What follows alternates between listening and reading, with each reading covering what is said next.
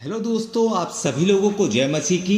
तो आज हम बात करने वाले हैं दूसरों पर दोष लगाने वाले जो होते हैं उस बारे में बाइबल हमें क्या बताती है, चलिए जानते हैं।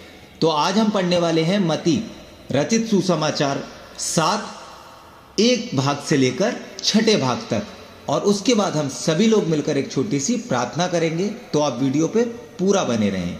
तो चलिए शुरू करते हैं। दूसरों पर दोष ना लगाना।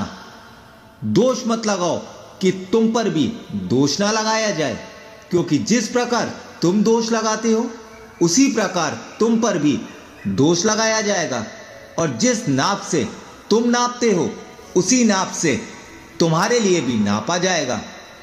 तू क्या अपने भाई की आंखों के तिनकों को देखता है और अपनी आंखों का लट्ठा तुझे नहीं सूझता? जब तेरी ही आंख में लट्ठा है तो तू अपने भाई से कैसे कह सकता है, ला मैं तेरी आंख से तिनका निकाल दूं? हे कपटी, पहले अपनी आंख में से लट्ठा निकाल ले, तब तू अपने भाई की आंख का तिनका भली भांति देखकर निकाल सकेगा। पवित्र वस्तु कुत्तों को ना दो और अपने मोती सूअरों के आगे मत डालो, ऐसा ना हो कि वे उन्हें पांव तले रौंदे और पलटकर तुमको फाड़ डालें। तो आप लोगों ने देख लिया कि दोष लगाने वालों के बारे में बाइबल हमें क्या बताती है। तो चलिए अब हम सभी लोग मिलकर एक छोटी सी प्रार्थना कर लेंगे। धन्यवाद धन्यवाद धन्यवाद देना चाहता हूं प्रभु आज के वचन के लिए जो हमने पढ़ा है।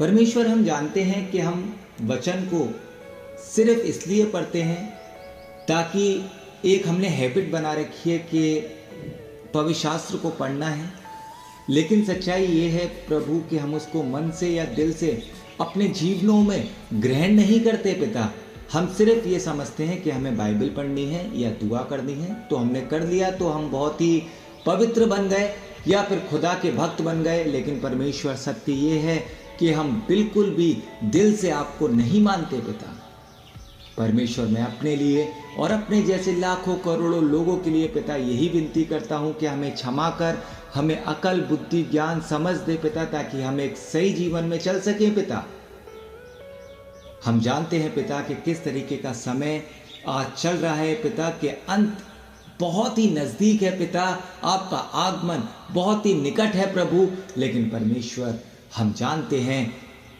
कि पिता हम अपने मनों को बदल नहीं पा रहे। हे परमेश्वर, मैं आपसे विनती करता हूं कि जो भी गलतियां हम करते हैं पिता, हमें क्षमा कर।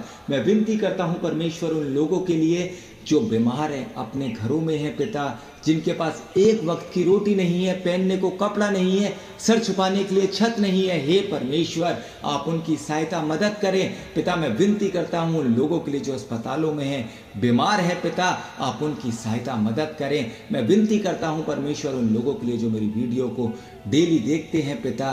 हे परमेश्वर, आप उनके घरों में जो भी दिक्कतें हैं, परेशानियां हैं, परमेश्वर अपना चंगाई रूपी हाथ रखें और सारी तकलीफों को उनके घर से दूर करें पिता। हमारे को पिता जरूरत है कि हम अपना हृदय परिवर्तन करें परमेश्वर, लेकिन हम में इतनी शक्ति नहीं कि हम खुद से कुछ भी कर सकें। हे पिता, हमें शैतान भटकाता है।